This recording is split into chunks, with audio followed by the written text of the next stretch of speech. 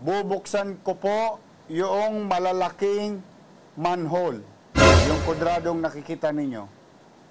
This will be needing high machinery, so heavy machineries.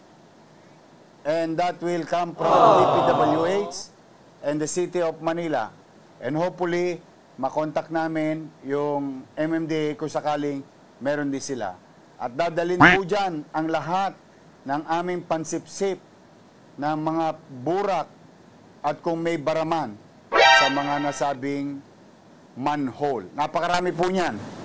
For the past 2 days, I've been going in and out of the area at naawa kasi ako sa mga pasyente ng MCM at saka ng PGH. At yung mga taong sumasakay ng LRT at kanina kung napanood ninyo nung binisita ko, talagang marami na pong napeperwisyo mga kababayan nating naglalakad at bumabiyahe.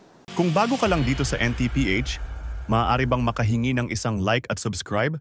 At huwag kalimutan pindutin ang notification bell para ma-notify kapag may ganito tayong upload. Salamat kabayan!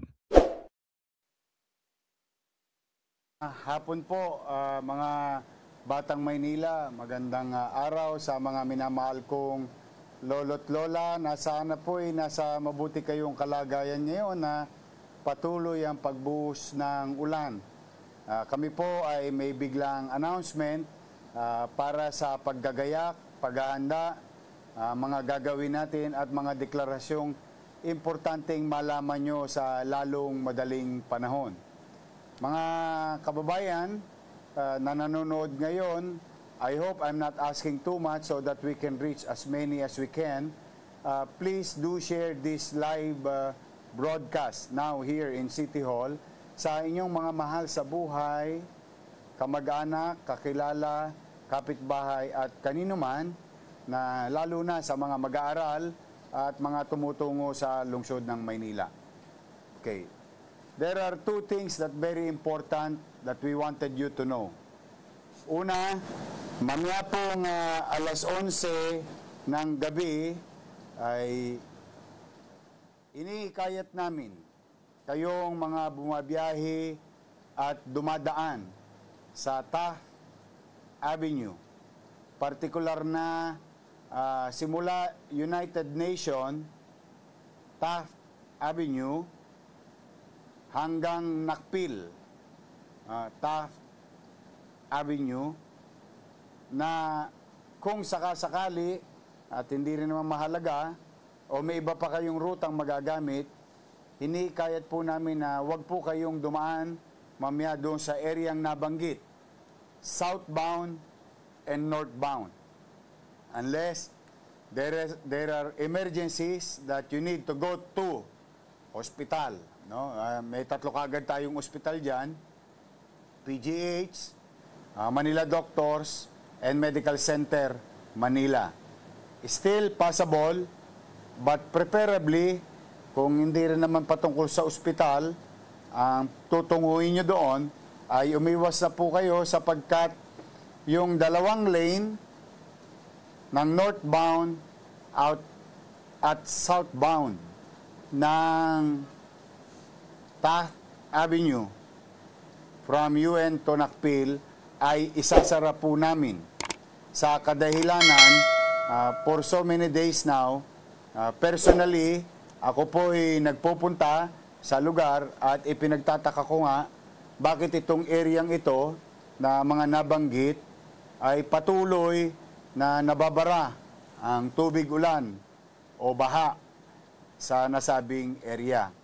Now, a few minutes ago, kami po ay nagpulong-pulong once and for all, pooling all resources of the national government and the local government through the leadership of Regional Director ng DPWH and the North and South of Manila, their equipment and logistics. And in the case of City of Manila, our engineering office, DPS, and Manila Traffic Bureau will conduct massive drainage check-up and clean-up if needed. No? Ulitin po natin. Bubuksan ko po yung malalaking manhole, yung kwadradong nakikita ninyo. This will be needing high machinery, so heavy machineries. And that will come from DPWH and the City of Manila. And hopefully, makontak namin yung MMDA kung sakaling meron din sila. At dadalhin po dyan ang lahat ng aming pansipsip ng mga burak at kung may baraman sa mga nasabing manhole. Napakarami po niyan. For the past 2 days, I've been going in and out of the area.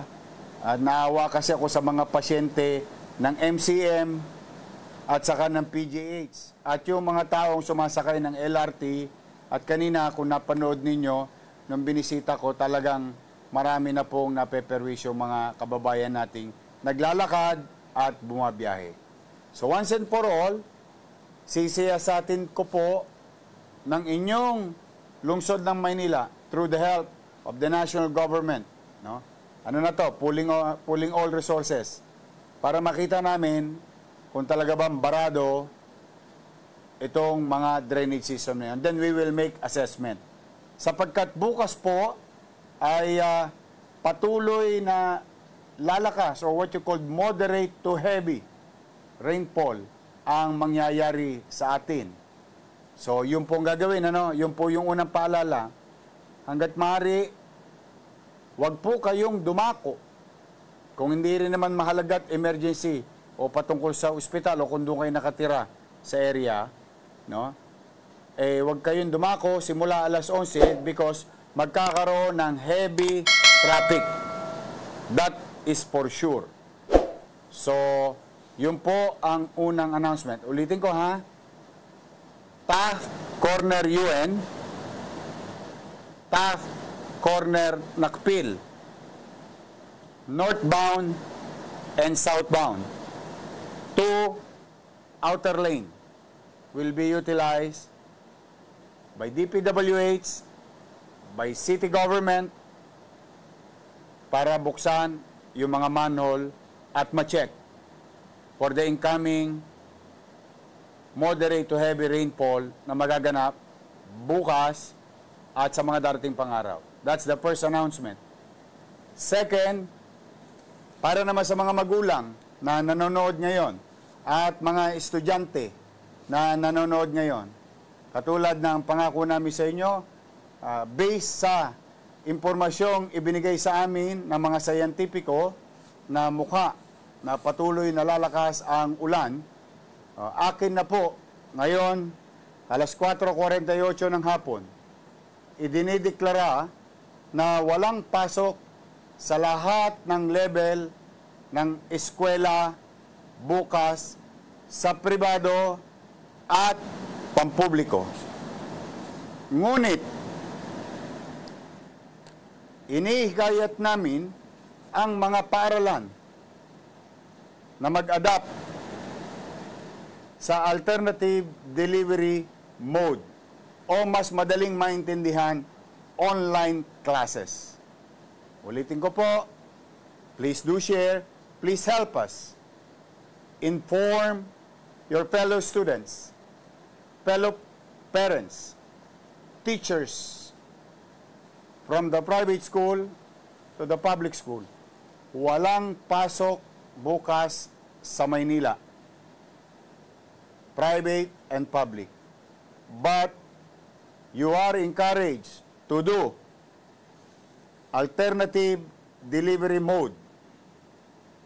You are directed to shift to online classes. Sayang po ang pag-aaral.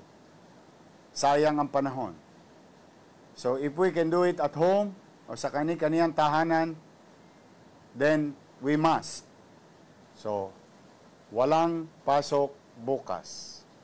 Pangatlo, sa aking mga kapwa-kawani ng pamahalang lungsod ng Maynila, antabayanan niyo po ang ating announcement kung merong cancellation ng trabaho para bukas. Ulitin ko, antabayanan nyo po ang pasabi, announcement, kung tayo ay may pasok o wala bukas sa City Hall. But we, in the area or field of undertaking that serves this type of challenges, o particular field, no? Health sector, MDRRMO, and so on and so forth. Tayo ituloy pa rin.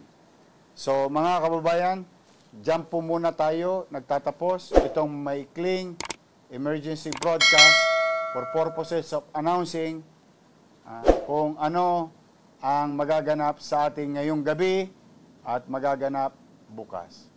Sa mga nanonood sa mga bahay-bahay, kanya-kanyang tahanan, kayo po'y mag-imbak na rin ng mga malilinis na tubig, baterya at palaging tumutok, no?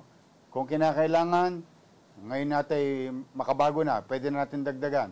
I-charge nyo ang inyong telepono.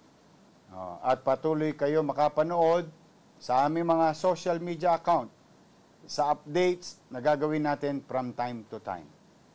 Maganda na mga kakainin, mga pagkain, baterya at malinis na inumin. Hindi po natin alam kung gaano po kalakas ng gusto ang bagyong posibleng dumating bukas dala ng southwest monsoon or hanging habagat. As you all know already by this time, nasa 16 meters na po or level 2 na ang Marikina River. And that water will continue to flow, end up in the city of Manila. It's just a matter of time. So maganda po tayong lahat. Mag-iingat po tayong lahat.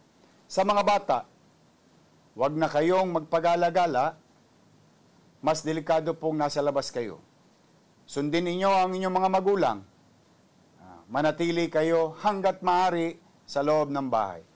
Sa mga barangay chairman, Kagawad Secretary Treasurer Tanod, ako po'y umaasa sa inyo na patuloy tayo maging vigilant at alerto rin na tugunan ang pangangailangan ng ating mga kabarangay sa kanya-kanya natin nasasakupang barangay.